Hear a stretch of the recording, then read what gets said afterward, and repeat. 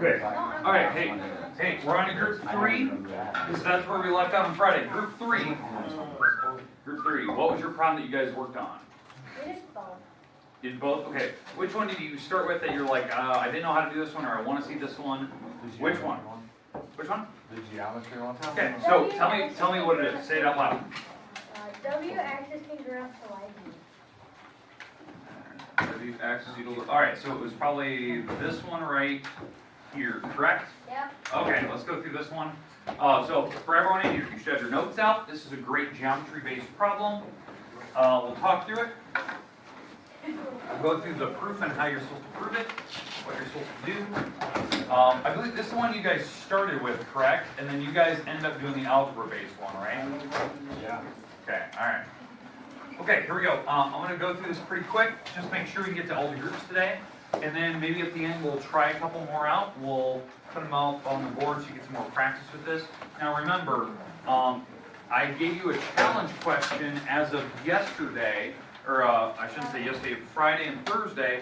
It was on the PowerPoint that there was some problems I wanted you to go in the book and see if you could do some proofs yourself. Okay. And to attempt. Remember, I'm going to be checking that tomorrow. Did you even try to attempt to do some proofs on your own?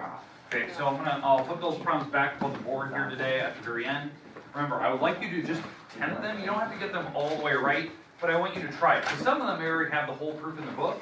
You did just fill in gaps, blank spaces, which is kind of nice. You get to see some practice problems. But here we go. Let's talk about this proof here. Okay, so the proof of this one. How do you always start a proof? What you're given. Well, we're given on this line that Wx is equal to Yz. I thought that meant congruent. Yeah, it's congruent. Same thing. Equal, congruent. Same word. Okay, so Wx, Yz, they're congruent to each other. Okay, now, what you should be thinking about when you start a geometry proof, I need to get to, at some point, I need to get to what I'm trying to prove here.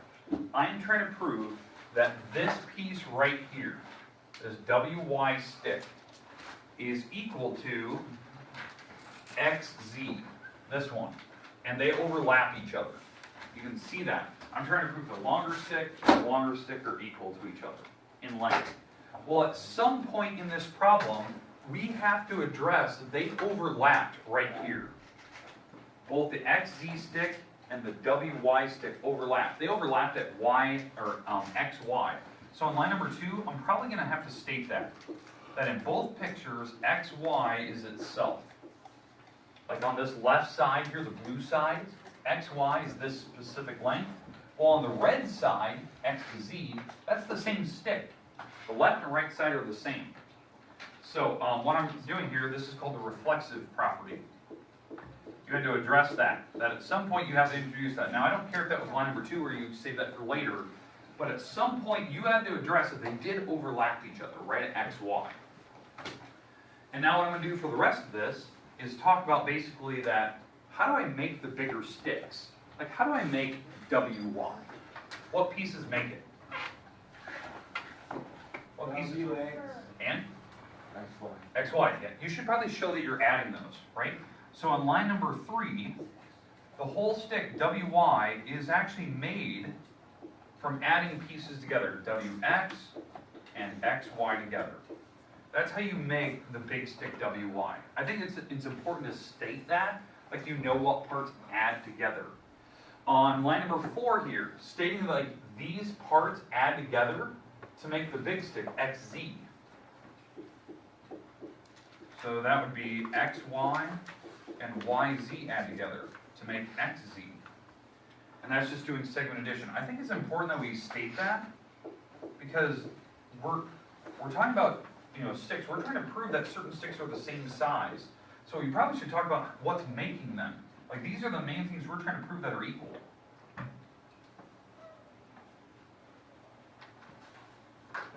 Now what I'm going to do next is do a little bit of math here where I need to make up a formula. Now I know some of these steps can be in different order, but I'm just talking about very basic things like what makes wy, what makes xz from that picture. You know, we introduced xy because I'm going to use that.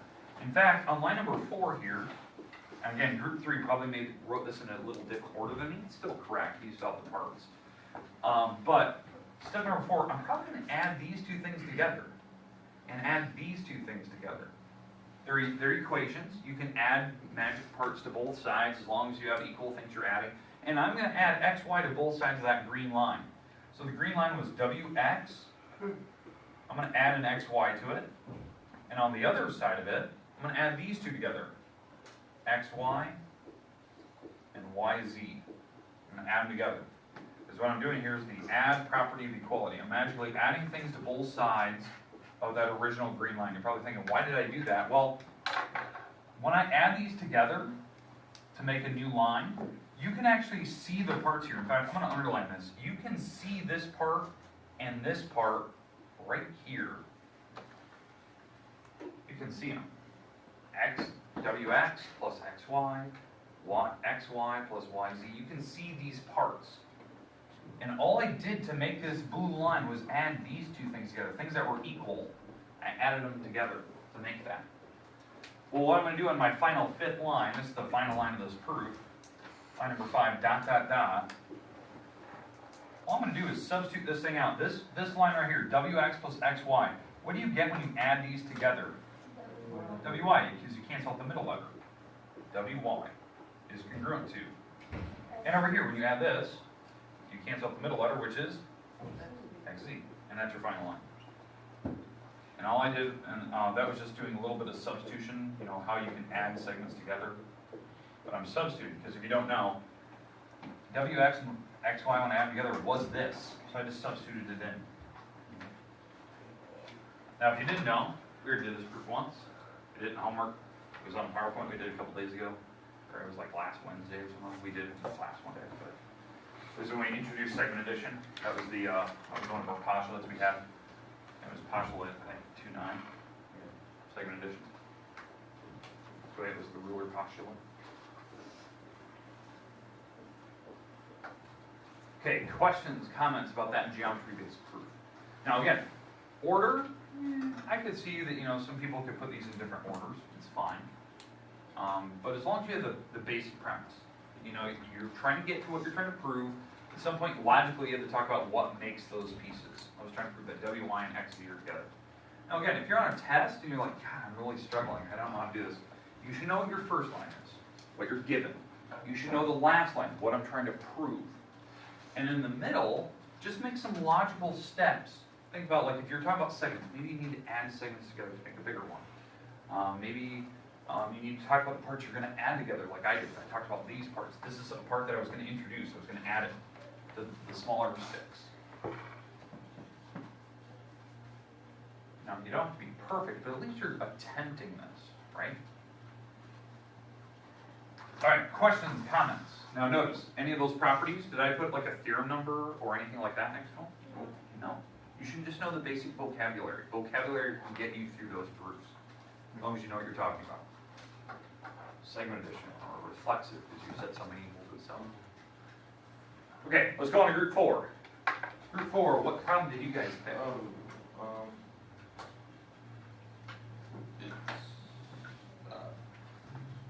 Prove that if DB bisects angle ADC, then angle 2 is congruent to angle 3. Okay.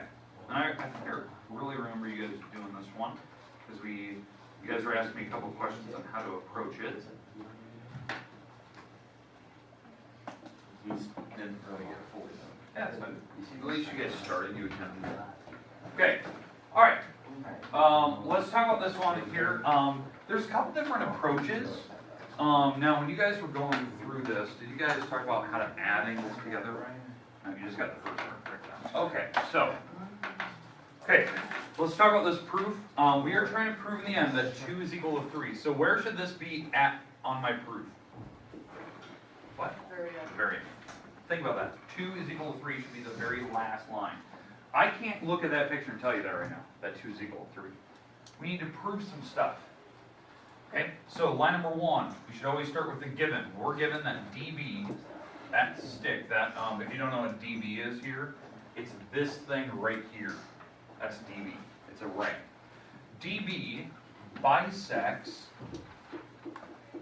angle ADC. It's a given. And if you don't know where angle ADC is, let me highlight this in a different color. ADC is this angle right here. That's A to D to C. The D is the middle letter, that's the vertex, and then the outside letters kind of spell where your angle's sitting. Now, what does it mean to bisect? Go through it. So, if this goes right through the middle of your angle, which it does, you can see from the picture that it does, what can you tell me about these angles? They're equal. Exactly, that's what bisecting means. It's like a midpoint, right? Things are equal. Bisecting means things are equal. And so on line number 2, I would start with the obvious fact that angle 1 is the same as angle 2. That's obvious because that's the definition of a bisector. It went right through the middle. You guys were saying that, like the bisector went right through the middle of your angle. Well, if you know where your angle is, that means the angles are the same. All right, does that make sense? I redefined what line number 1 meant. That's usually what line number 2 in a proof is, a geometry-based proof. Okay, so in fact, let me get rid of all these marks. We know that those two angles are the same. Fine. We know that because of line number 1 and 2. All right, now let's look at the picture. Let's ignore this because I don't have anything else I can look at over here. What else is obvious from this picture? Is there any other angles that might be equal to each other that are maybe obvious when we're looking at it? Let me get rid of the markers here so that doesn't throw you off. Any other angles on that picture that could be equal? 1 and 3. Why? You're right. Vertical. Exactly. 1 and 3 are the same angle. They're vertical. It's a little funnel system, right? It's a little hourglass. The sand pours through and comes out the other side. 1 and 3 are the same angle. So line number 3, angle 1 is equal to angle 3. And you're absolutely right. You actually said the reason it was vertical. Vertical angles.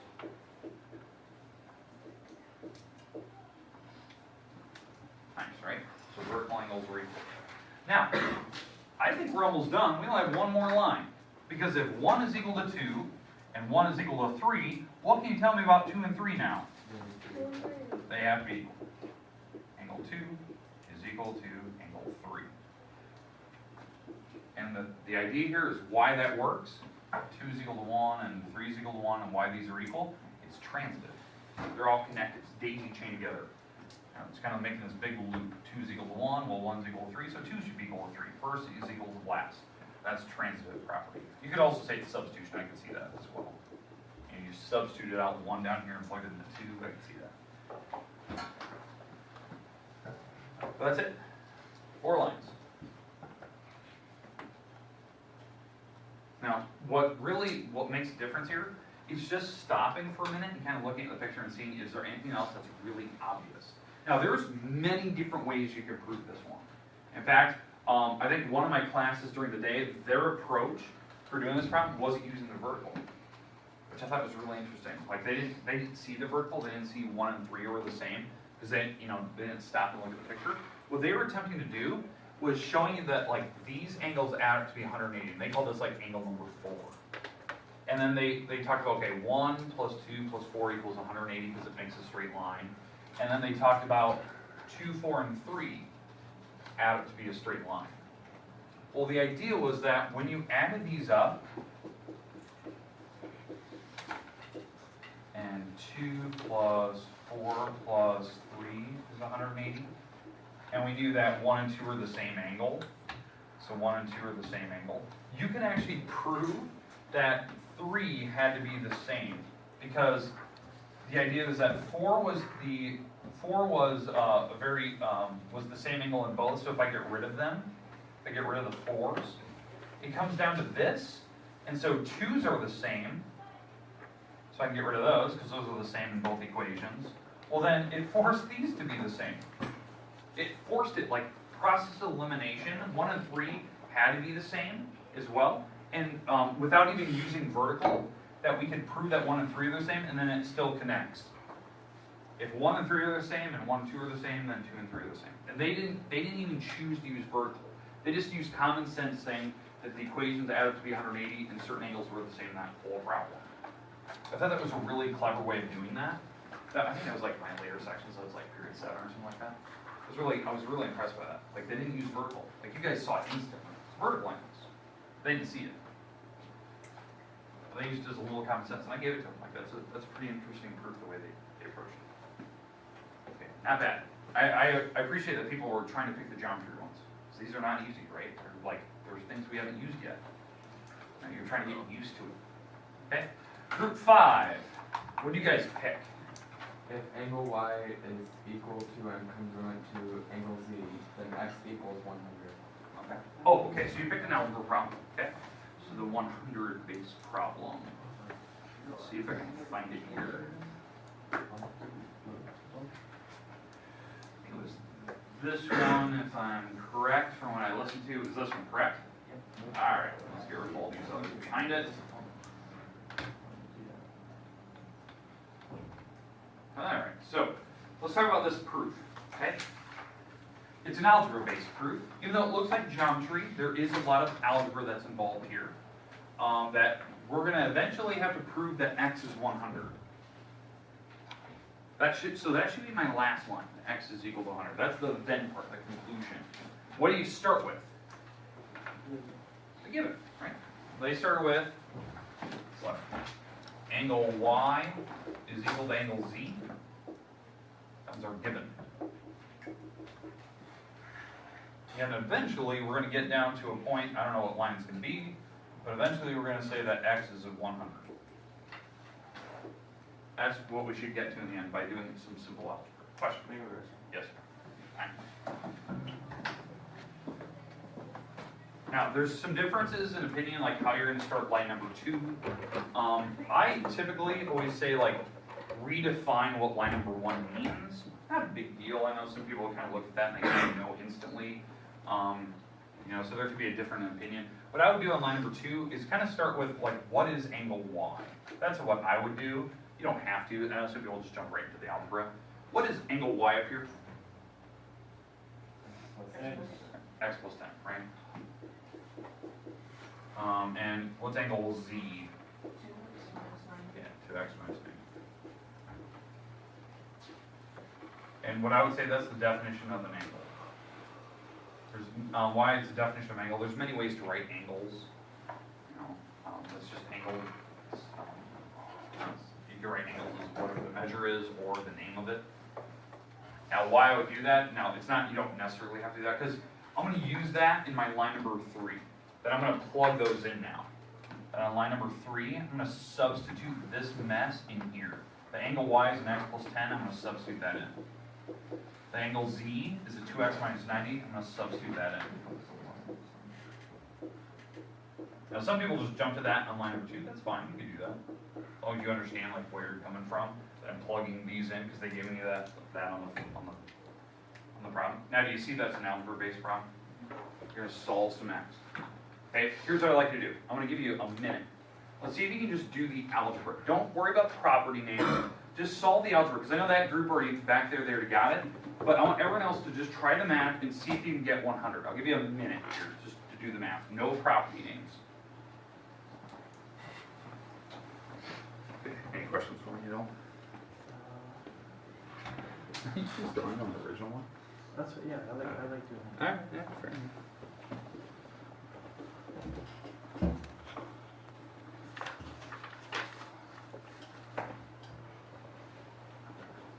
Actually, so, first one you have to do Point slope and, and slope intercept. So you start with point slope and then rearrange together. wait, so this is fine. Yeah. That's it. Yeah. Okay, that's it. Yeah. Okay. Overthinking. Okay. And have you been using this stuff on the board? Oh, yeah. Okay, good.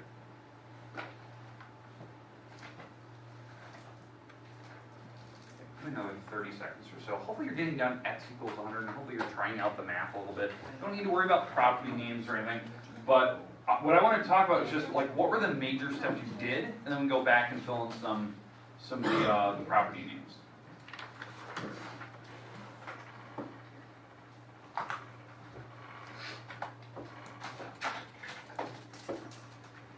Now there's different approaches to this problem, like how you can actually solve it.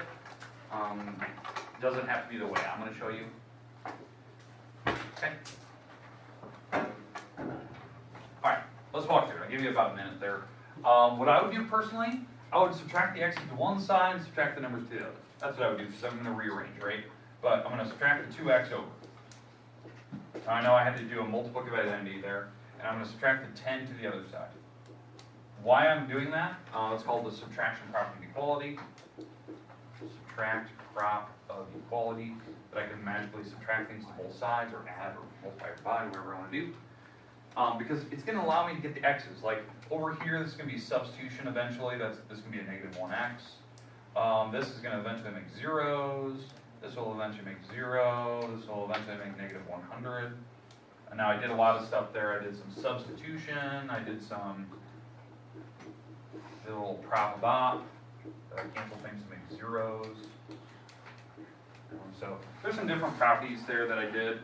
I know subtracting x's, you really need to factor it out, like distribute x out and then subtract. It's not a big deal. As long as you kind of show me the basics of what you're doing.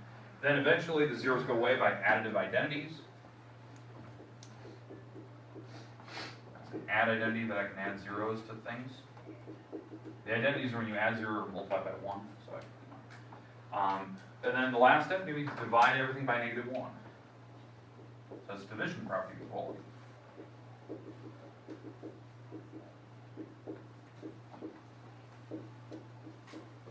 What will happen here if you do your math right, the negative ones divide to make 1, and then the negative 100 divided by negative 1 make 100 by substitution and reciprocal. And why it's reciprocal, the numbers in the front made a 1. So negative 1 divided by negative 1 is 1, and then I can multiply the 1 off. So this eventually makes x equals 100 by multi-identity. Now again, I'm skipping some steps here, but the majority of the work is there, and this should be the last line, right? They did some algebra to get x is equal to 100, and that's what we're trying to prove. Now again, if this is a geometry-based proof, and you're doing it in a test, as long as you have a majority of steps there, I usually give it to you. You're showing me, correct work, you know what you're trying to do to get to 100. Do you have every step? No, not necessary. But on a geometry-based proof like this, where you start with geometry pictures and you're solving it, as long as you have the majority of the stuff there, that you've shown me, like, you know how to get to x, I'm usually fine with that.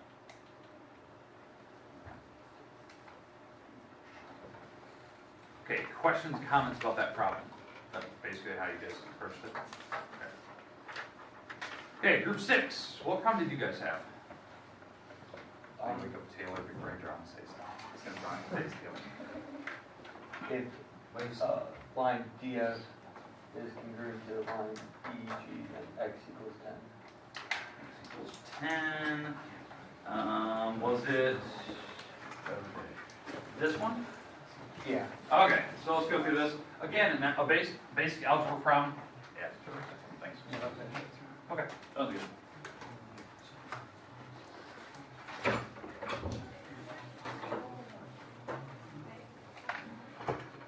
Okay, so last major proof today anyway. We might do a couple more a little bit later here. All right. So it's basically the same idea that we on the last one we just did. So how did you guys start your problem? Started with the given DF. Yeah. So DF equals EG. That's our given. Okay, you got to start with that. We know what the last line of their proof had to be. Should be, if they do all their math right, x should be equal to 10. Like that should be the last line of their proof. You kind of know what you need to get to. Now, I'm not going to lie. This problem, I know some of you kind of picked a problem that was very similar to this in your envelope, if you had one. It's almost the identical steps to the last one we just did. The last problem that's still behind this one. The one with the angles. Because all I need to do is usually, like on line number 2, I redefine what this means. So on line number 2, what I would do is I would talk about what DF is. So that's the 11, right? And then EG is the, 2x minus 9. That's the definition of the segment. Now that you can write segments, that's the measurement of a segment. Maybe you want to put a little m out front, you want to measure it. It's fine. They usually, like, if they want to measure it, they just leave the bars off of it. That's the notation for how you measure segments. They don't put a little m out front, that's usually angles, but they leave the bar off, that's how you measure. So that's what they're equal to, and then what I would do is I would substitute those in. So on line number 3, I would substitute the 11 in, equals the 2x minus 9. The reason why? I'm just plugging these things up here. So I did a little bit of substitution.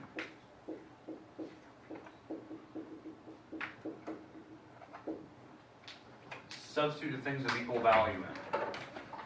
And now just solve the rest, right? So add the 9 to both sides, divide by 2's, and eventually you get down to x is 10. Okay, so I don't know how you want to do this. Maybe you want to subtract x's from both sides. Maybe you want to subtract the 11 from both sides. That way it kind of rearranges it in the right order. Like that. Then the zeros can go away. And divide both sides by -2. And eventually it gets to x equals 10. Because, I mean, I want to get my answer to look identical to theirs, so I want the variable on the left. But I mean, I didn't have to. Maybe you want to add the 9 to the other side by additive property. And then you have the 2x equals 20, and you can divide both sides by 2 and then flip the answer later. I don't really mind. As long as you're showing the majority of the work that you're doing, you know, at some point you had to either add or subtract the property of equality. You had to do some property of opposites to make zeros. You had to add the zeros to both sides. You had to eventually divide numbers to make reciprocals, and then simplify that out. But again, your x should be a 10.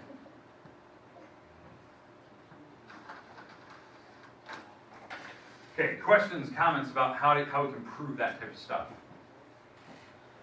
Obviously, I don't have all the steps written down there, but you get the majority of the work, right? It's almost the exact same thing we just did in the last problem. So if you have the steps from the last problem, it's almost the exact same order. Okay, now real quick.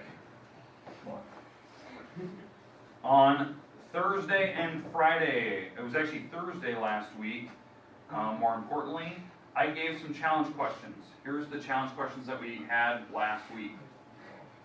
In fact, let me make this bigger. Okay, this is the challenge questions that we had last week, and I said this is due tomorrow. It's just, I want you to put them in your notes. You don't need to have them out. You don't need to turn it in. Tomorrow, I'd like you to attempt some of these proofs that are in your book. 1 or 2 of them, 3 of them. Try a couple out. Some of them, like, I know a scatter few, the proof is already written in the book. You just fill in the gaps, the blanks. Because I want you to try a couple geometry problems. I want you to try a few, because we're going to start reviewing for the test tomorrow.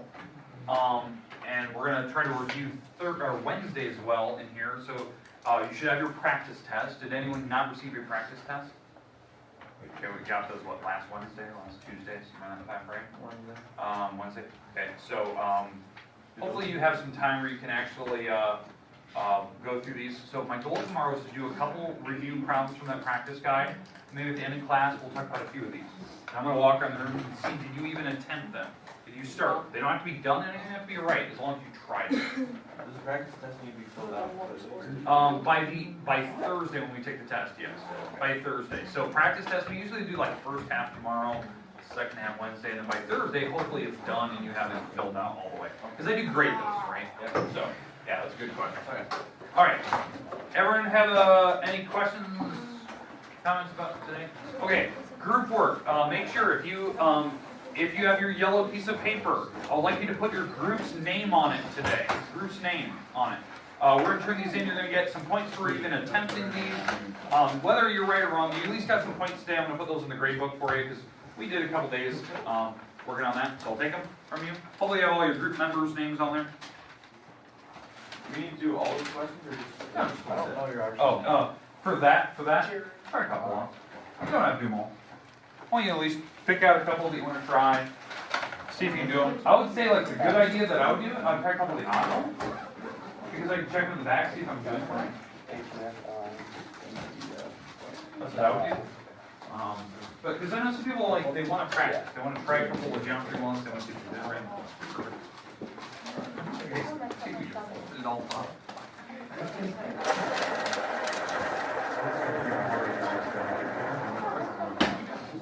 So have them in your notes. Just when you attempt to try them. That's all I can. Okay, the rest of the time is yours today. Make sure the problems that were in your envelopes, make sure they're back in there. So if you took one out, I want it back in there, please. There should be 2 in there. Because for the next group coming in, I need to make sure that it's good to go. Hey, did anyone leave a charger in here? No, I don't Okay. have any. I think it's my period 7. Does it have a number on it? Yeah. So you can go to, Megan's. Perfect. Sorry. I think it's my period 7. They were charging their Chromebook on Friday. I don't know. They left it in here, so it was a good call. Or else I got one. What?